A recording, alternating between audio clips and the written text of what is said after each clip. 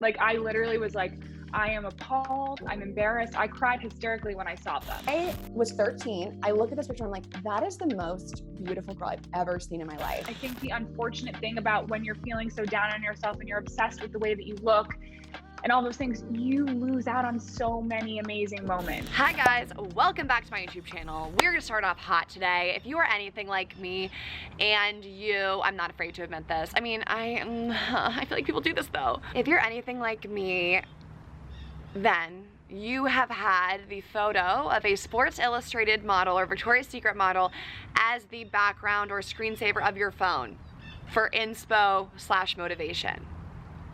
Not proud. I used to do that. Now I don't do that anymore. We've grown, we've learned, we've evolved. It's okay if we haven't yet either. But if any of that has related to you at all, then please keep watching this video. I used to think that these models were just so beautiful, had the most perfect bodies and faces, that they must have no insecurities. They must absolutely love the way they look. Well, today we are going to prove that everyone has insecurities and everyone is going through something. On my podcast, Real Pod, I sat down with Emily DiDonato. She has covered Vogue, she's been in Victoria's Secret catalog, she's been in Sports Illustrated. She is the face of Maybelline.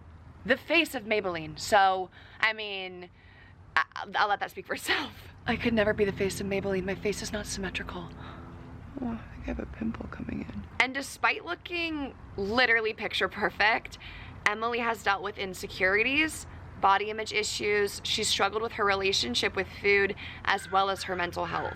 We have such an honest and open conversation about this, and also in just such a fun and easy way. I think sometimes talking about these things can be hard, but the way Emily and I did it, I think is really uplifting, yet still hits deep. So I'm super excited to show you guys this conversation today because I think it can hopefully present a new perspective on the way we view other girls, especially girls we compare ourselves to, and hopefully comfort those of you who also are struggling with body image and food.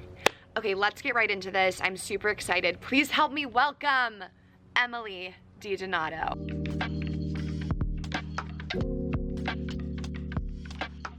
How did this all start for you? Did you always want to be a model? What age did you get into it? So I started modeling when I was a junior in high school, and growing up, I mean, I definitely had my awkward phase. I had braces and glasses and frizzy hair, and my parents wouldn't buy me a hair straightener, you know, like all the things going on. Then I was at a mall in Connecticut with my mother, and a scout was there, and they came up to me. And it's funny because I've posted TikToks about this, and people are always like, what? I always thought those were scams. And we definitely thought it was a scam as well. But it ended up being legit. And then I met with a bunch of agencies through that woman, and got signed in New York very quickly within a few weeks. And then I was working within the week that I got signed. I was shooting Ralph Lauren. Being scouted at a mall is insane. And also it's like the dream. I feel like every girl who's like 16 is like in a mall any day they're looking to like, I'm gonna get scouted today for my insane beauty. Like Totally. It's just the way that happens is hilarious. It's something everyone who's not a model thinks about, right? Is like, how are these people staying so beautiful? Like, how are they just kind of managing and maintaining this look? And you were open about quickly understanding that there was a type, and you were being told as well, you needed to kind of change. Yeah, it was, I just think I came into the industry in 2008 and 2009, and it was very much still, girls were about 6 foot and a 00, like a literal 00. And I was always super sporty, and it right from the get-go, I was not the right fit. Let's just say that. Like, even the few clients that I got early on were like accepting of this in a way. Like, they were like, it's okay, we'll make it work.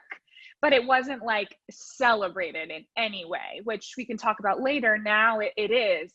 So yeah, I think I just would compare myself to others so much. And I think I looked at these other models and I was like, they always look like they're a 00. They don't look like they ever are bloated when they have their period, or, you know, have really bad days, or like go home for Thanksgiving and eat for 4 days. Cause that's still what I was doing, you know, like I was like, I don't get how they're like staying so thin all the time. But I think I was holding myself to the most unrealistic standard. Aside from being like super thin, I wanted to stay thin all the time.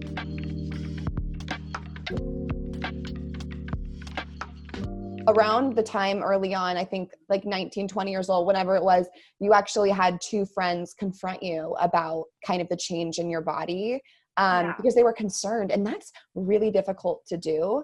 And so I'm curious, like, how did they approach you? What did they say? Did you feel open to talk to them? Because it sounded like it was successful. And so I think for anyone listening, this is kind of an important interaction to understand. Yeah, you know, it was, luckily one of these people was a makeup artist that I worked with all the time. On one hand, she was very stern and serious all the time, just like her culture, I think, but she was also very sweet and genuinely cared about me and my well-being. And she actually framed it in a way where she was just like, this doesn't look good on you, and this isn't helping you. And, you know, people are not happy with the way that you look right now on this set. Like, they know something's not right, which in the moment just totally instilled fear and anxiety in me. Cause like, of course that, like, you know, go-getting, hustling, wanting to be successful side of me was like, wait, no way, I'm doing everything right. Like, I'm like super thin. Like, this should be what they want, where you're crazy. Like, no way.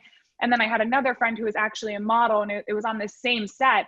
And she was just like, cause she was so sweet, like such a wonderful friend that I've had for many years now. And she was just like, Emily, like, what is going on? Like, you don't seem happy.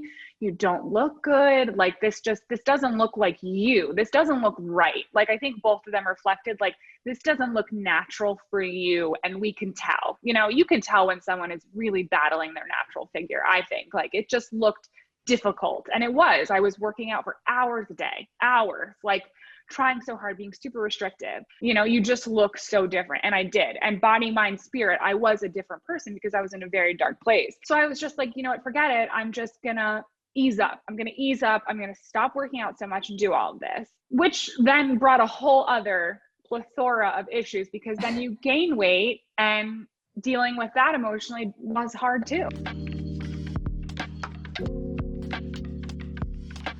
So you ended up starting to let up, get healthy, the body changes. Tell me when Sports Illustrated came for the first time.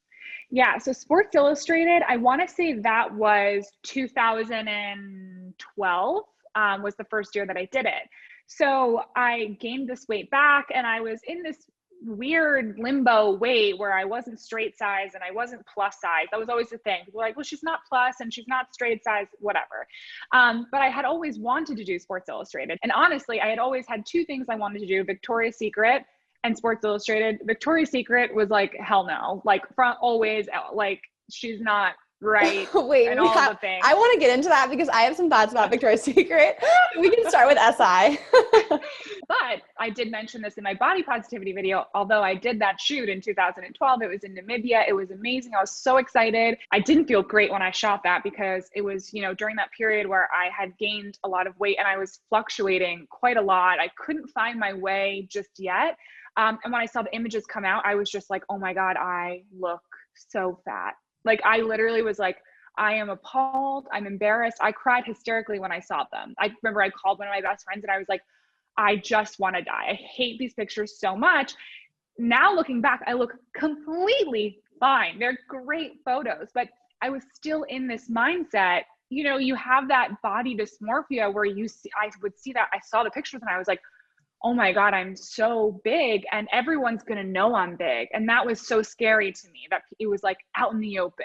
I am not kidding you when I say the SI pictures are like, were literally like my screensaver in high school for like motivation. Totally. Not necessarily you, which thank God, that would be really creepy, but I do have a creepy story for you that I'll tell in a little bit.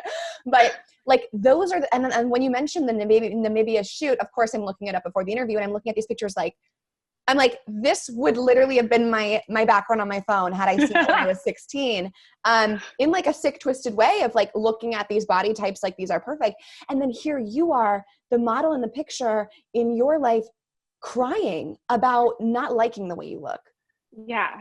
And I think I had guilt around that as well, because I was supposed to be so excited, right? This was a huge moment in my career, and it was, but I was just like, I couldn't get out of my head and my heart, like what I was seeing. And I know you've mentioned similar things in terms of like altering your photos. Like you see something that just no one else would see because we're so hard on ourselves.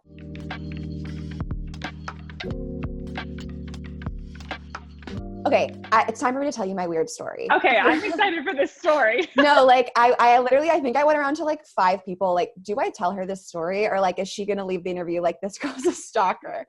But okay, what year did you do Aqua de Joya? It's already getting weird. That was like 2010. 2010. Okay, so I'm trying to subtract and see how old I was. It's 2020, I'm 23. I was like 13. Okay, so I'm in an airport. You're already looking at me like, you're right, this is a really grade A creepy. I'm in an airport and I see this picture of you, the Aqua de Joya perfume. They had it on like some huge billboard. And I was 13. I look at this picture, I'm like, that is the most beautiful girl I've ever seen in my life. And like, this is when I was starting to look at like magazines.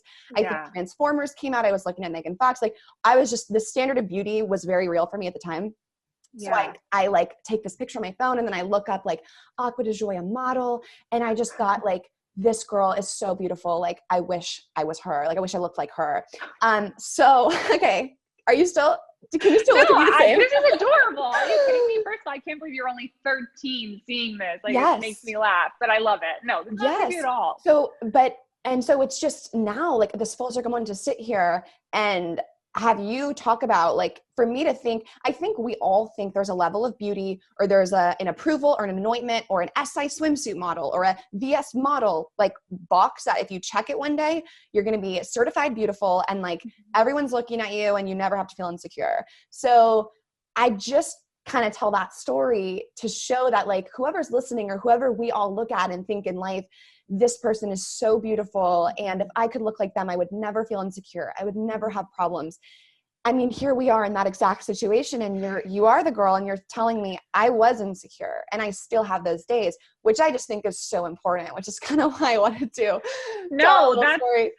That's so funny that it's that full circle moment for you. Like, that's too funny. And when I think about that commercial and filming that commercial, even then I did not feel confident. I didn't feel fit enough. I didn't feel enough, period. Like, I remember being so concerned about that. And it's like, it's ridiculous. When I look back now, I'm like, that's such a beautiful commercial. And I wish I could have enjoyed the way, not enjoyed the way that I looked, but I think the unfortunate thing about when you're feeling so down on yourself and you're obsessed with the way that you look and all those things, you lose out on so many amazing moments because you're too busy being mean to yourself. And like, you know what I mean? It just sucks. Yes. And also it's just like, if this woman who's covered Vogue and been on Sports Illustrated and been in a Victoria's Secret catalog is feeling insecure, I mean, what does that say about maybe the society we all live in? Mm-hmm. Is there an end game?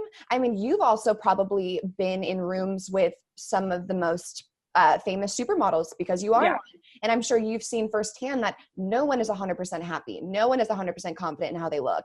And exactly. I mean, I don't bring this point up to make people feel like there's no hope, but more so maybe this is not a fight worth fighting for. Mm-hmm. Maybe working towards acceptance or just being okay is the safer, less hard battle that actually has an end. Yeah, completely. First of all, I do want to say I speak about this openly and freely about how I feel being a model and being insecure and all of those things.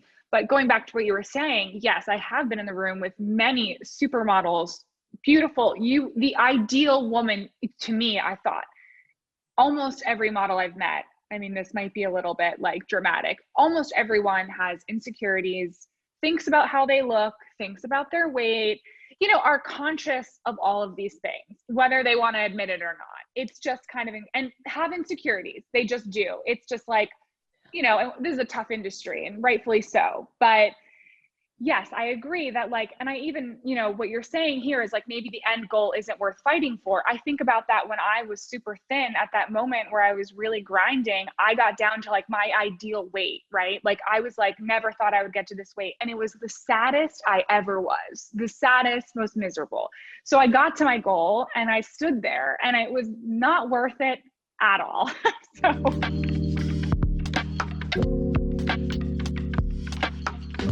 And you brought up Victoria's Secret earlier. I just want to talk about it. We can make it quick, whatever you want to do, just because I think the way it's kind of ended for you is badass and powerful. And I think that I want to analyze it right when we get there, but would you mind kind of giving us the little Victoria's Secret story?